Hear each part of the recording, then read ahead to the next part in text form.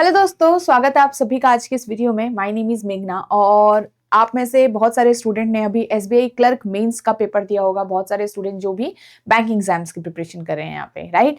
और यहाँ पे मेंस का जो एग्जाम है हमें काफी कुछ सिखाता है।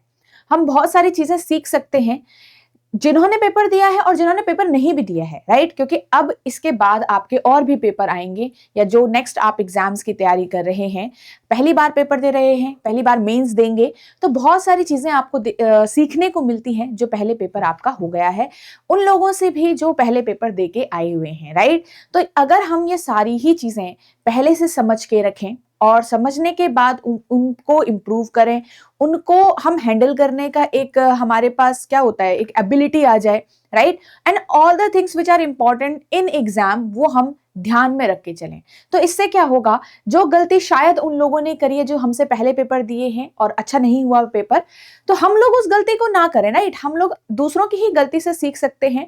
और अगर हमने अपने अटेम्प्ट के टाइम पर दूसरों की गलती से सीख लिया, तो हमारा क्या है, हमारा एक अटेम्प्ट बच जाता है, हमारा एक साल कई बार यहाँ पे बच जाता है। तो एक राइट डायरेक्शन में आप अपनी प्रिपरेशन करो एग्जाम की, वो बहुत ज्यादा जरूरी है गाइस। क्योंकि एक मतलब एक mental stability and how you are preparing, ये बहुत ज्यादा आपका मतलब ये भी डिसाइड कर सकता है कई बार कि आप इस साल पेपर निकालने वाले हो या फिर नहीं निकालने वाले हो। सर पढ़ाई तो सब कर रहे हैं, right, but how you are preparing, ये बहुत ज्यादा इंपॉर्टेंट है। कैसे आप खुद को स्ट्रॉन्ग कर रहे हो, कैसे आप मेंटल स्टेबल हो रहे हो, कैसे आप मोटिवेटेड रहते हो, ये बहुत ज्यादा जरूरी है थ्रू आउट योर स्टडी। ठीक है, तो ये चीजें ध्यान में रखनी है। आज की इस वीडियो में हम ये जानेंगे कि जो अभी अभी आपका एसबीआई क्लर्क मेंस का पेपर हुआ है उसमें आप क्या क्या चीजें सीख सकते थे, और ये चीजें अप्लाई करेंगे और हम बहुत सारे जो पॉइंट्स हैं उनको ध्यान में रखेंगे, ताकि अगर जो हमारे नेक्स्ट एग्जाम्स हैं उसमें हम यहाँ पे वो सेम गलतियां ना करें।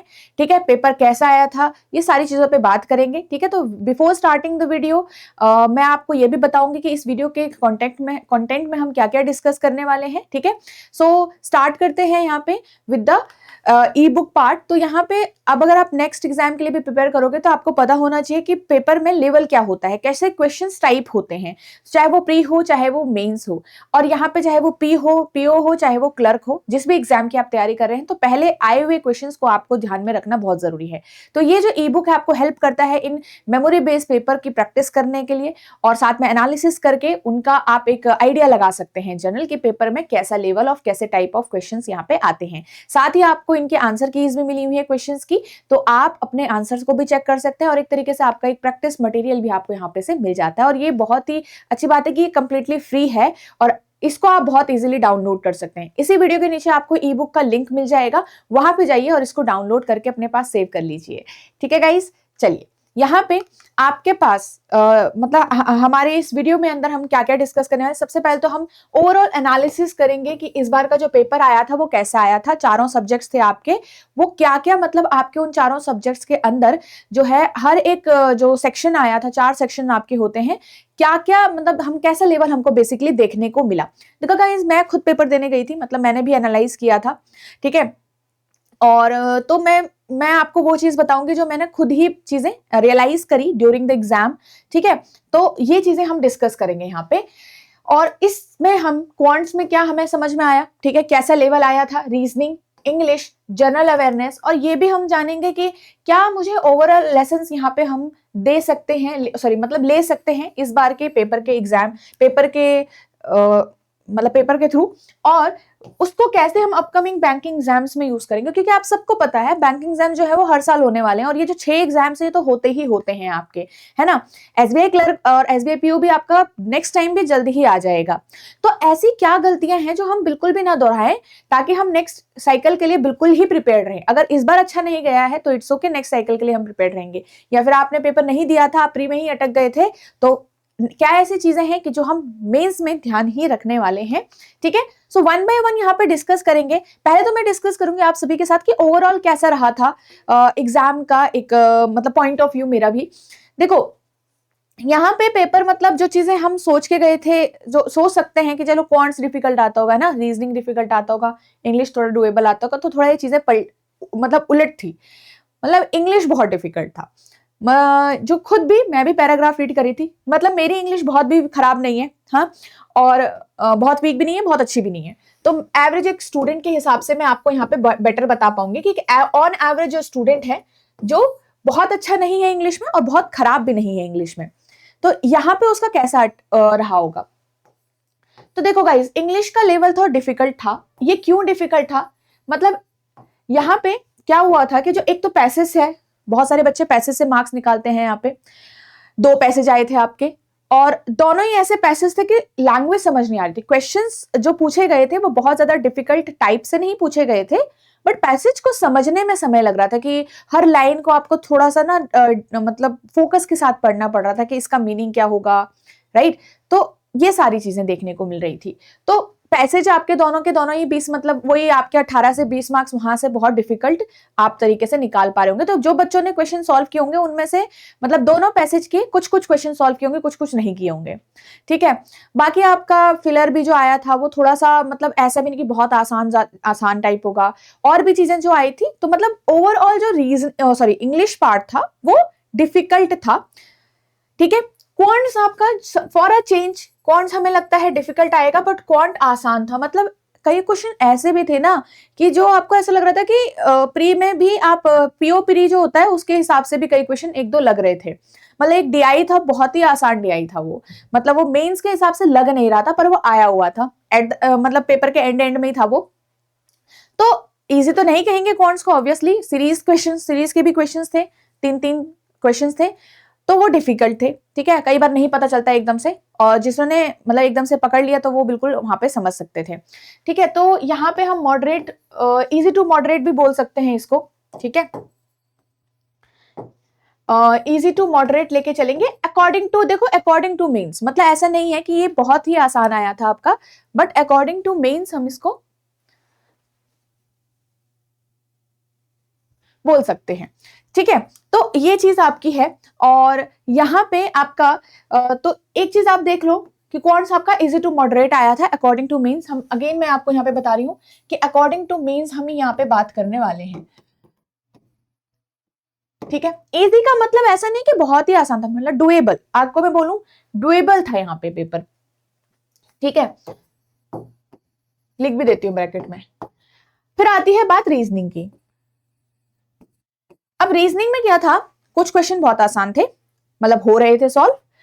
कुछ क्वेश्चन थोड़ा सा मॉडरेट टाइप के थे, जैसे एक कोडिंग डिकोडिंग का क्वेश्चन था, एक ब्लड रिलेशन का एट द एंड क्वेश्चन था, थोड़ा फंसाने वाला क्वेश्चन था। भले ही सिर्फ कोडेड ब्लड रिलेशन था, पर थोड़ा फंसाने वाला था, वो टाइम टेकिंग था। मतलब अगर जो चीज टाइम टेकिंग है ऑब्वियसली वो मॉडरेट हो जाएगी, है ना। और जो चीज जल्दी से सॉल्व हो जा रही है, एक ही बारी में बन जा रहा है, तो आपका वहां पे हो सकता है। अब जैसे यहाँ पे क्या था कि जो आपकी पजल्स वगैरह थी वो थोड़ा बहुत मतलब फंस नहीं रही थी, इतना नहीं फंस रही थी, आप 2 बारी में बना सकते थे उसको, 2 केस में ऐसे करके एक ही बारी में आराम से ध्यान से बनाओगे तो बन जा रहा था, मतलब ठीक है। तो यहाँ पे हम मॉडरेट लेके चलेंगे रीजनिंग वाला जो पार्ट है हमारा, इसको, ठीक है। मॉडरेट क्यों लेके चल रहे हैं, क्योंकि कुछ क्वेश्चंस ट्रिकी थे, यस, और अकॉर्डिंग टू रीजनिंग आपके जो क्वेश्चंस होते हैं वो हम लोग सोच के चलते हैं कि कुछ कुछ क्वेश्चन हमसे सोल्व हो जाएंगे, ठीक है।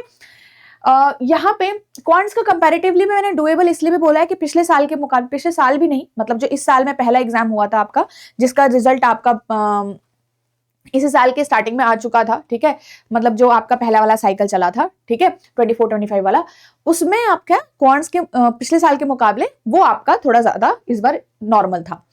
फिर जीए की बात करें अगर यहाँ पे, तो जीए भाई ऐसा नहीं था कि 3 महीने का, 4 महीने का। एक तो मार्च का भी पूछा गया था कि इन मार्च कौन यहाँ पे प्राइम मिनिस्टर बना है किसी पर्टिकुलर कंट्री का, ठीक है। एक और यहाँ पे नॉर्मल भी पूछे गए थे, स्टैटिक में भी पूछे गए थे, मतलब थोड़ा रैंडम टाइप का था जीए भी। अब वो रैंडम तो था, बट एक चीज होती है यहाँ पे आप सिलेक्टिवली कर सकते हो क्वेश्चंस को, बहुत ज्यादा तो नहीं कर पाए बहुत सारे बच्चे, मतलब मैंने औरों से भी सुना है कि जो स्टूडेंट्स थे वो बहुत ज्यादा अटेम्प्ट तो नहीं निकाल पाए जीए में, क्योंकि रैंडम टाइप का था कि कुछ आपके पास जुलाई का भी जीए था, फिर कुछ मार्च का भी था, ऐसे भी मतलब आए हुए थे। तो 9-10 ही मतलब जो ऑन एवरेज बच्चों के अटेम्प्ट निकल के आ रहे थे, किसी ने 15-20 ऐसे भी किए होंगे, पर मतलब बहुत ज्यादा अटेम्प्ट नहीं थे जीए के अंदर भी। तो ये भी हमारा मॉडरेट ही आया था, और मैं कहूंगी तो डिफिकल्ट साइड में भी आया हुआ था, कुछ ऐसा एकदम से नहीं था। हाँ, पर ये था कि जो स्टेटमेंट्स थी ना आपकी, जो क्वेश्चंस थे वो बहुत बड़े बड़े नहीं थे, मतलब डायरेक्ट टाइप का भी लग रहा था, जैसे आसान भाषा में ही पूछा गया था।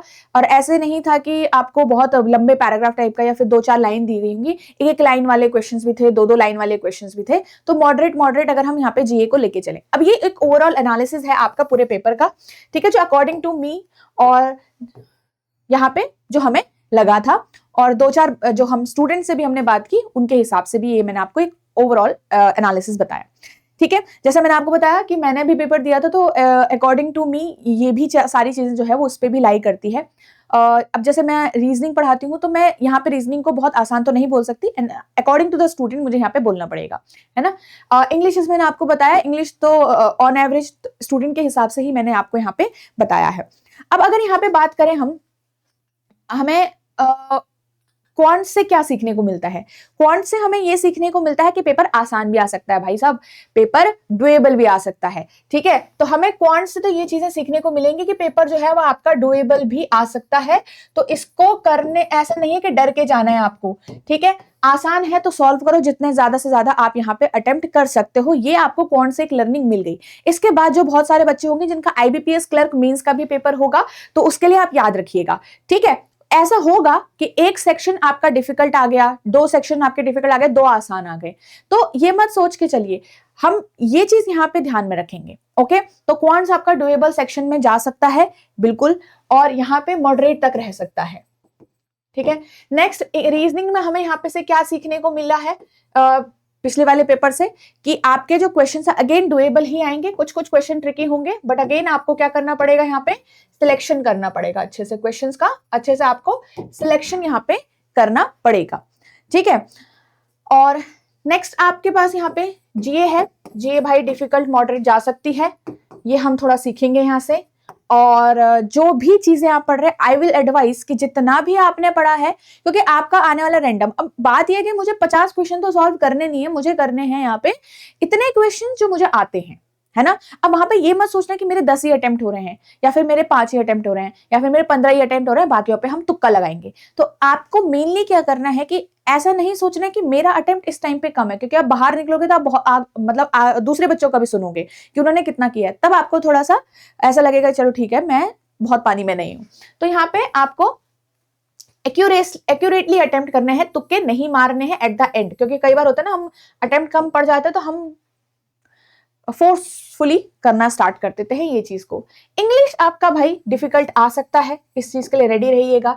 तो again English moderate to difficult, read as much as you can, और जितना पढ़ोगे, जितना चीजों को समझोगे, कॉम्प्रहेंशंस को थोड़ा सॉल्व करना शुरू करो, और मतलब बहुत अच्छा रहेगा कि आप चीजों को पढ़ के प्रैक्टिस करोगे। तो इट ऑल्सो नीड्स प्रैक्टिस, ठीक है। तो इंग्लिश ऑल्सो नीड्स प्रैक्टिस, क्योंकि कई बार क्या करते हैं हम लोग सोचते हैं कि इंग्लिश थोड़ा बहुत कम प्रैक्टिस करेंगे और क्वांट रीजनिंग प्रैक्टिस कर लेंगे हो जाएगा, नहीं, इट ऑल्सो नीड्स प्रैक्टिस। तो ये सारी चीजें मैं आपको यहाँ पे बता रही हूँ क्वांट्स में है, ठीक है। क्वांट्स में आपका बेसिक क्लियर होगा तो बहुत सारी चीजें आपकी यहाँ पे आराम से सॉल्व हो जाएंगी। बेसिक क्लियर होना चाहिए, किसी भी मतलब किसी भी चैप्टर का बेसिक क्लियर रखो, और उसी के थोड़ा सा मॉडरेट लेवल के क्वेश्चंस आपके पूछे जाते हैं।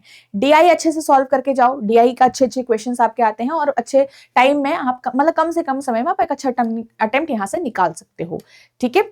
तो ये चीजें आपको देखने को मिलेगी। और नेक्स्ट आईबीपीएस क्लर्क एग्जाम्स के लिए भी इन चीजों के लिए रेडी रहिएगा। किसी भी एक सेक्शन को अपना यहाँ पे आप स्ट्रॉन्ग पॉइंट मत बना के चलो, मतलब सबको थोड़ा सा ऐसे थोड़ा सब में रखो। हाँ, ऐसा है कि 2 सेक्शंस आपके स्ट्रॉन्गेस्ट होंगे, बाकी 2 सेक्शंस आपके नॉर्मल होंगे। ऐसा नहीं कि किसी एक सेक्शन को आपने सोच लिया कि जीए है मेरे पास, जीए में 50 में से मैंने 30 कर लेने हैं और बाकी में मैं थोड़ा करूंगा। 30 नहीं हुए काफी लोगों के, राइट। तो ये चीज के लिए रेडी रहिएगा। जो आप सोच के चल रहे हो सकता है कि वो वहां पे आप अप्लाई नहीं कर पाओ, तो थोड़ा सा ऐसे भी रखिएगा अपनी स्ट्रेटेजी को, तो कि जो एग्जाम के हिसाब से भी मोल्ड कर पाओ आप वहां पे। ओके गाइज, अब यहाँ पे ओवरऑल मैं आपको इस एग्जाम के हिसाब से थोड़ा चीजें, हम क्या लर्निंग सीखते हैं, क्या लेसन्स मुझे यहाँ पे से मिले, और हो सकता है आईबीपीएस क्लर्क मेंस आपका निकल चुका होगा तो आप उसमें अप्लाई करेंगे, या फिर नेक्स्ट एग्जाम्स के मेंस में अप्लाई करेंगे। तो सबसे पहला इंपॉर्टेंट होता है अपने मन में विश्वास रखना है। ये तो मैं मतलब ये यहाँ पे नहीं लिख रही हूँ, बट मेन इंपॉर्टेंट है कि विश्वास रखो कि आपका हो जाएगा। ऐसे नहीं कि भाई मैंने 10 दिन पहले से शुरुआत की है या मैंने 1 महीने पहले से स्टार्ट किया तो मेरा क्या होगा, बाकियों ने जल्दी कर दिया। कंपेयर मत करो खुद से दूसरों को, ठीक है, ठीक है। तो यहाँ पे आपको ये चीज करनी है कि जितना भी आप पढ़ रहे हो उस पे थोड़ा ट्रस्ट रखो। आपका सिर्फ यहाँ पे एक ही आपके साइड से एक ही काम हो सकता है कि आप एफर्ट्स डाल सकते हो और ऑनेस्टली एफर्ट डालिएगा। जितना पढ़ रहे हो डिलीजेंटली आपको कवर करना है, ठीक है। जीए में जरूरी नहीं है कि आप 6 महीने का पढ़ रहे हो तो 6 महीने का सिर्फ आप एक एक बार पढ़ रहे हो, नहीं, ठीक है। तो सबसे पहले मैं जीए से स्टार्ट करूंगी।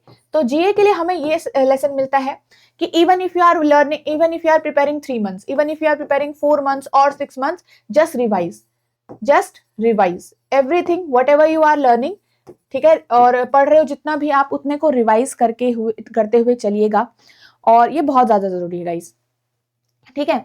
और नेक्स्ट आपको यहाँ पे देखने को मिल सकता है कि आप सपोज 20+ सोच के आए थे जीए में, नहीं हुए, तो वहां पे आपको एक्यूरेटली ही सॉल्व करना है, ठीक है, तुक्के नहीं मारने हैं, ठीक है, एक्यूरेटली ही सॉल्व करना है आपको।